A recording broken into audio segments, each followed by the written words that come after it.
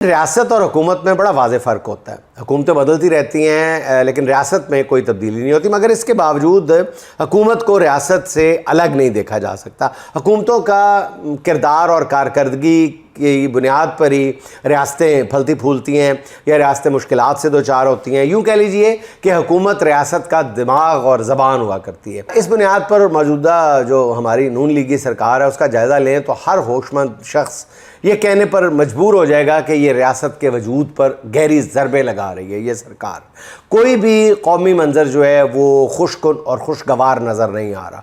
कराची से कश्मीर तक और गवादर से गिलगित बल्तिस्तान तक हर जगह एक बेचैनी नज़र आ रही है। मौजूदा हुक्मरानों का सबसे बड़ा जुल्म ये है कि उन्होंने उम्मीद का कत्ल कर दिया है, उम्मीद ख़त्म कर दी है और मायूसी के साए गहरे कर दिए हैं। हुकूमत की कारकर्दगी जितनी मर्जी बदतरीन हो फिर भी उम्मीद जो है वो उसकी मौत नहीं होती, और अगर उम्मीद की मौत नहीं होती तो कौमें फलती फूलती रहती हैं, फिर भी रास्ते तलाशती और तराशती रहती हैं, क्योंकि लोगों को यकीन होता है कि इलेक्शन आएगा उसमें नाअहल हुकूमत से जान छुड़ा ली जाएगी। एक मिसाल है, मगर ये देखा गया है कि पैदर पे धांधली ज़्यादा इलेक्शन करा के नौजवानों की उम्मीद बार बार तोड़ दी गई है।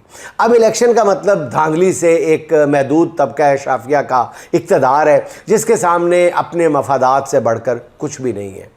अदलिया अब अदालतों में सिसकती हुई नज़र आ रही है, मुनसिफ सिर्फ मराहत के चक्कर में है, इंसाफ की लाश से ताफुन उठ रहा है। पढ़े लिखे नौजवान अपनी जायदादें और जमा पूंजी बेचकर यूरोप और अमेरिका में इमिग्रेशन लेने के चक्करों में हैं। मुतवसत तबके के बेरोज़गार नौजवान जो है मुल्क छोड़ने की कोशिश में खुले समंदरों में गर्क हो रहे हैं। हुक्मरानों के तमाम अंदाजे और तखमीने बार बार गलत साबित होते जा रहे हैं। समाजी रवैयों से माशी इशारियों तक हर चीज़ हर जगह हुकूमत के अंदाजे गलत साबित हो रहे हैं। फिर ख्याल था कि शहबाज सरकार जो है वो इकनॉमिक टर्न अराउंड कर देगी और फटे चुक देगी, उसने मईशत का फटा ही बिठा दिया, फटे क्या चुकने थे। ये उम्मीद लगाई गई कि जी नून लीगी हुकूमत जो है वो पीटीआई के सियासी बयानिए का तोड़ करेगी, मगर यहाँ भी नाकामी। किसी भी जमात का बयानिया उसके कारकुन बनाते हैं। आमतौर पर देखा गया नून लीग में कोई कारकुन बचा ही नहीं है, सिर्फ लीडर ही लीडर है। तो बयानिया बनाने के लिए किराए के कुछ लोग हायर किए गए हैं, वो बयानिया क्या बनाते, वो अपनी साख भी खो बैठे। हुकूमत के पास बस एक ही हथियार बचा है कि हर मुखालिफाना और तनकीदी आवाज़ पर मुल्क दुश्मनी का लेबल चश्मा कर दिया जाए।